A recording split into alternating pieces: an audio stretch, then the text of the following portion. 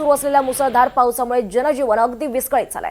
पातूर तालुक्यातील आस्टूल, पास्टूल, जरंडी, अंधारसांगवी, पांढुर्णा, खामखेड, चोंडी, कोठारी, बुद्रुक आणि आगीखेड या गावांचे रस्ते सोमवारीच बंद करण्यात आले होते। जिल्ह्यात 365 गावातील 59,289 हेक्टर शेती पिकाचं नुकसान झालेलं आहे। काटेपूर्णा प्रकल्पाचे 10 गेट हे 60 सेंटीमीटरने उघडलेत, त्यामुळे नदीकाठच्या गावांना सतर्कतेचा इशारा देण्यात आलाय।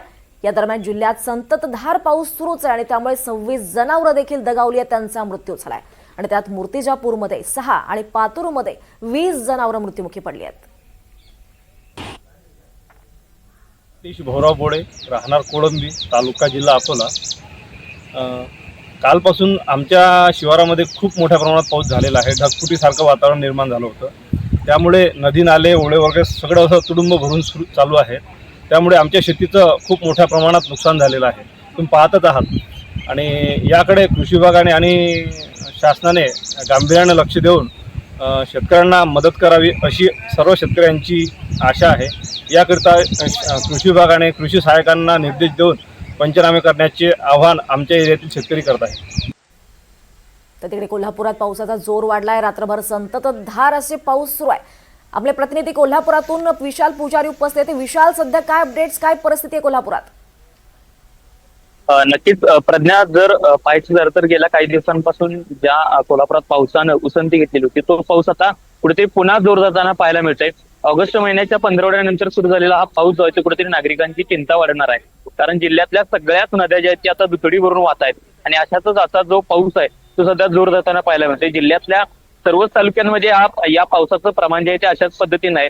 गगनबावड्यामध्ये विशेषतः अतिवृष्टी झालेली आहे, त्यामुळे त्या भागांमध्ये सुद्धा नागरिकांचे कुठेतरी जीवनमान जे आहे ते कुठेतरी विस्कळीत होणार का असं एक प्रश्नचिन्ह निर्माण झालं आहे। कारण नद्यांची पाणी पातळी वाढल्यामुळे हे पाणी जे आहे ते आता शेतामध्ये घुसू लागलेलं आहे। माझ्या पाठीमागचा सगळा हा परिसर सुद्धा आपण जो पाहतोय की सगळा परिसर जो आहे ते पंचगंगा नदीचं पाणी जे आहे ते आता शेतांमध्ये घुसू लागलेलं आहे। पंचगंगा नदीची पाणी पातळी जी आहे ती सुद्धा झपाट्याने वाढताना पाहायला मिळते, कारण ही पाणी पातळी गेल्या काही दिवसांपूर्वी खाली गेलेली होती आणि आता पुन्हा पंचगंगा नदी जी आहे ती जवळपास 34.9 फुटांवर येऊन पोहोचले।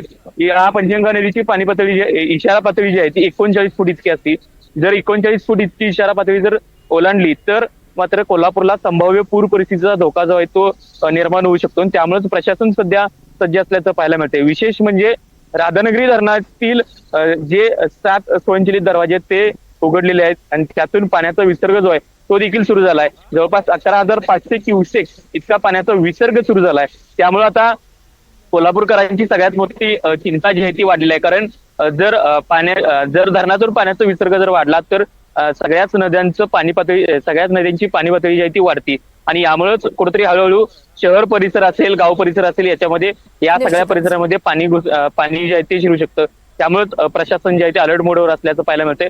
आपत्ती व्यवस्थापन जे आहे तो विभाग सध्या सज्ज आहे, कारण गेल्या काही वर्षांपूर्वी अशाच पद्धतीनं पावसाचा जोर वाढल्यानंतर पूर परिस्थिती जी आहे ती निर्माण झालेली होती आणि कोल्हापूरचा पूर जो आहे तो संपूर्ण महाराष्ट्राला माहिती आहे की कशा पद्धतीने या ठिकाणी पुराची परिस्थिती निर्माण होती। त्यामुळे प्रशासन जे आहे ते वेळोवेळी नागरिकांना आवाहन करतंय की पावसात बाहेर पडू नका आणि जर पावसाचं पाणी जर वाढलं